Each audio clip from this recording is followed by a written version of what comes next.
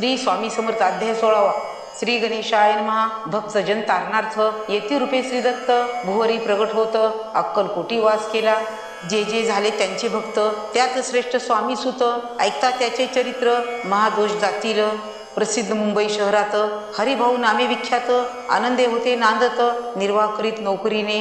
कोकण प्रांती राजापूर तालुक्यात इटिया गाव सुंदर हरिभाऊ तेथील राहणार जात मराठे तयांची। ते खोत त्या गावाचे होते संपन्न पूर्वीचे त्याच गावी तयांचे माता बंधू राहती। मुंबईत तयांचे मित्र ब्राह्मण उपनाव पंडित ते करिता व्यापार त्यात तोटा आला तयांसी। एके समयी पंडितांनी स्वामी कीर्ती ऐकली कानी तेव्हा भाव दुर्नी मनी नवस केला स्वामी ते। जरी 8 दिवसात मी होईन कर्जमुक्त तरी दर्शना त्वरित अक्कलकोटी येईन। हरिभाऊ आणि त्यांचे मित्र अफूचा व्यापार करता त्यात आपणा नुकसान सत्य येईल असे वाटले। त्यांनी काढली एक युक्ती बोलावणी पंडिताप्रती सर्व वर्तमान त्या सांगती म्हणती काय करावे हे नुकसान भरावयासी द्रव्य नाही आम्हापाशी फिर्याद होता अब्रुसी बट्टा लागेल आमच्या।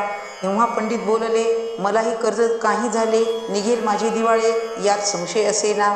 तुम्ही व्हावया कर्जमुक्त यासी करावी युक्ती एक तुमचा होऊन आम्ही मालक लिहून देतो पेढीवरी। अफूचा भाव वाढला व्यापारात नफा झाला हे सांगावया पंडिताला मारवाडी आला आनंदे।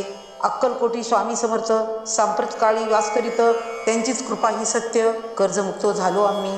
गजानन हरिभाऊ पंडित त्रिवर्ग अक्कलकोटी जात समर्थाचे दर्शन घेत पूजन करती भक्तीने।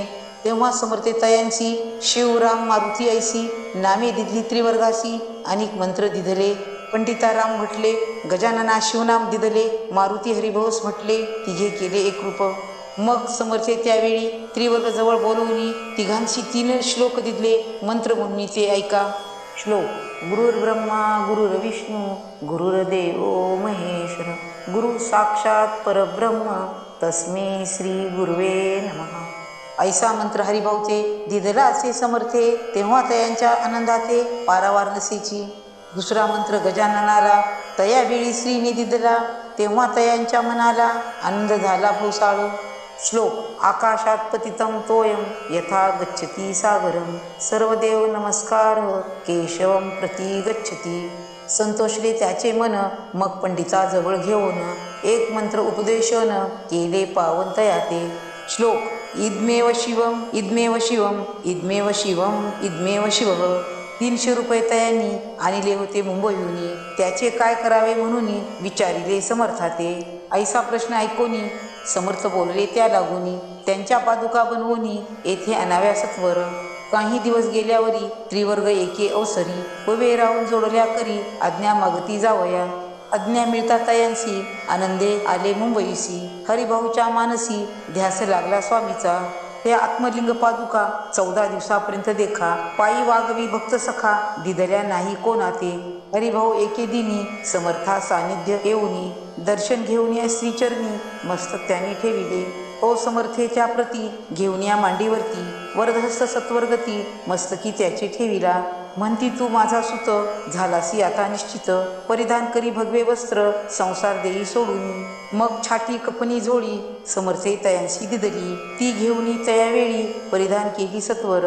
आत्मलिंग पादुका सत्वरी देती हरिभाऊच्या करी म्हणती जाऊन या सागर तीरी किल्ला बांधून राहावे। जाऊनी आता सत्वर लुटवी आपला संसार लोभ मोह अनुमात्र चित्ती तुवा न धरावा। आज्ञा ऐकुनी ऐशी आनंद झाला मानसी सत्वर आले मुंबईशी साधू वेश घेऊनी।